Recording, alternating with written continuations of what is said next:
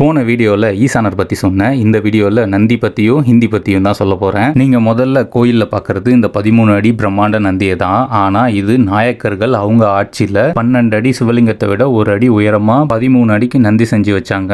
அப்போ சோழர்கள் நந்தி செஞ்சு வைக்கலையான்னு கேட்டால் ஒரு சிலர் இல்லைன்னும், மற்றவங்க கோயிலோட இடது பக்கத்தில் இருக்க மண்டபத்தில் இருக்க இந்த சின்ன நந்தி தான் சோழர்கள் வச்சதுன்னு சொல்கிறாங்க. இந்த ரெண்டு காரணத்துக்குமே காரணம், காலையில் கிழக்கு சூரிய ஒளி சிவபெருமான் மீது படதான் நந்தி இல்லாமல் இருந்திருக்கலாம், இல்லை சின்னதாக வைக்க காரணமாகவும் இருந்திருக்கலாம். ஆனால் எந்த வரலாற்று காரணமும் இல்லாமல் என்னை பொறுத்தவரை நந்தி இல்லாமல் சிவபெருமான் இருக்க மாட்டார். ஏன்னா நந்தி தான் சிவபெருமானோட முதல் பக்தரே. அதனால இந்த சின்ன நந்தி தான் உண்மையாக இங்கே இருந்திருக்கலாம்னு எனக்கு தோணுது. ஆனால் கும்பகோணம் பக்கத்தில் உள்ள திருமேற்றுப்பள்ளியில் இருக்க பிரம்ம நந்தீஸ்வரர் கோயில் நந்தியும் தஞ்சாவூரில் தான் இருக்குன்னு அவங்க சொன்னாங்க. ஒருவேளை இந்த நந்தி அந்த நந்தியாக கூட இருக்கலாம். ஏன்னா அங்கே உள்ள சிவபெருமான் கிட்டத்தட்ட 6 அடி உயரமாக இருப்பார். அடுத்து ஹிந்தி தான். அது என்னன்னா, தமிழ் தஞ்சையில் எப்படி இந்த இந்தி கல்வெட்டுகள்னு எனக்கு தெரியல.